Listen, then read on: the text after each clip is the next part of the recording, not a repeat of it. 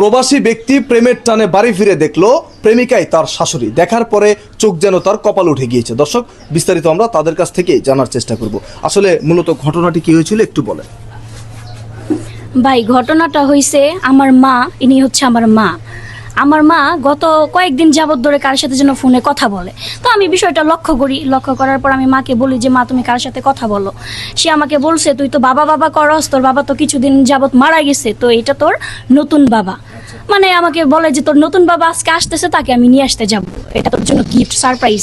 I am তো অবাক, মানে আমার মাথায় তো একবারে মানে আকাশ নাইমা পড়ছে, কি বলে। যাক, পর আমি বলছি তাহলে নিয়ে আসো। নিয়ে আসলো। ভাই, লজ্জার কথা কি কমু, মানে বাবা নিয়ে আসতে যায় দেখি আমার জামাই নিয়ে এসে পড়ছে। এটা কোনো কথা ভাই? বাবার জায়গায় দেখি আমার জামাইয়ের লগে সেই 3টা বছর ধরে প্রেম করছে, এটা কোনো কথা? দর্শক, আপনারা দেখতেই পারলেন ঘটনাটি আসলে খুবই হাস্যকর হলেও আমরা একটু এই ছেলের সাথে জানার চেষ্টা করব। আসলে মূলত আপনি উনি কি আপনার শাশুড়ি? হ্যাঁ। আপনার স্ত্রী যেটি বললো আপনার সাথে কি ওনার প্রেমের সম্পর্ক ছিল? হ্যাঁ, প্রেমের সম্পর্ক ছিল। মূলত কিভাবে ছিল একটু বলেন।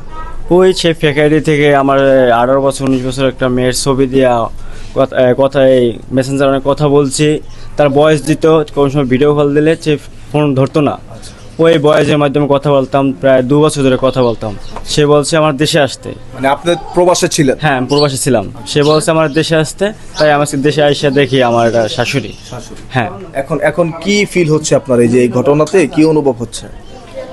এখন হাসি পাচ্ছে। হাসি পাওয়া ছাড়া তো কোনো কারো আর কিছুই থাকবে না। দর্শক, এই মুহূর্তে তিনি যেই ঘটনা ঘটিয়েছে এটা ভাবতে গেলে যে কোনো কারোই হাসি পাবে, তো তার হাসি পাওয়াটাই স্বাভাবিক। আসলে এই যে আপনি যে ঘটনাটি ঘটালেন, এই ব্যক্তি তো আপনার মেয়ের জামাই, তাই না?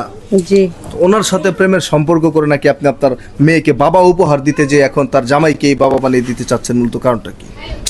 কারণ আমি তো জানতাম না যে ও আমার মেয়ের জামাই, ঠিক আছে। ও প্রবাসে থাকে, আমি ফেক আইডি খুলে 18 বছর 15 বছর মেয়েদের মানে ছবি দিয়ে, মানে আমার তো স্বামী নেই, কারণ আমি তো বয়স বেশি, এটা ঠিক আছে, মন তো আর বুড়া হয় নাই, সেজন্য আমি টাইম পাস করতাম।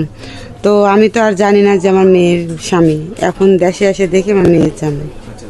এখন এই যে বিগত 2 বছর যার সাথে প্রেম করেছেন, দেশে সেই ব্যক্তি দেশে ফেরার পরে দেখলেন যে সে আপনার আপন মেয়ের জামাই, এখন এটা ভাবতে গেলে আপনার অনুভূতি কি হচ্ছে? ভাবতে গেলে তো এখন লজ্জার বিষয়। মানুষের শুনলে তো আমারে খারাপ করবো, আর আমি যে ফোনে কথা বলতাম এটা তো বাইরে মানুষ জানতো না। আর আমার স্বামী মারা গেছে 8-9 বছর হয়, মানে তখন বিয়ে করলাম না, কারোর সঙ্গে সম্পর্ক করলাম না, মানে একটা রং নাম্বারে প্রেম করে আজকে আমি বিপদে পড়ে গেছি। এখন এই যে আপু, আমরা একটু আপনার কাছ থেকে আরেকবার জানার চেষ্টা করি, আপনার মা আর আপনার স্বামী যেই ঘটনাটি ঘটালো এই বিষয়টি নিয়ে আসলে আপনি কি বলতে চান? এখন এই বিষয়টি নিয়ে যা হওয়ার তো হয়েই গেছে।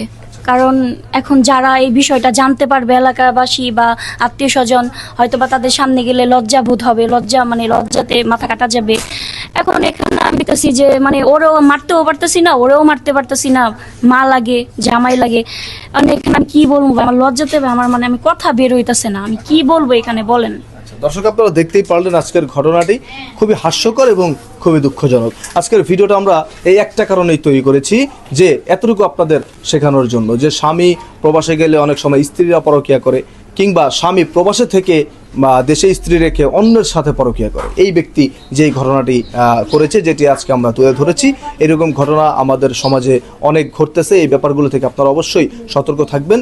দিন শেষে স্বামী হোক, সন্তান হোক, শাশুড়ি হোক আর স্ত্রী হোক, আপনারা সবাই এই পরকীয়া প্রেম থেকে, স্বামী বা স্ত্রী রেখে পরকীয়া প্রেম থেকে অবশ্যই বিরত থাকবেন। তাহলে এইসব ধরনের ঘটনাগুলো ঘটবে না। ধন্যবাদ।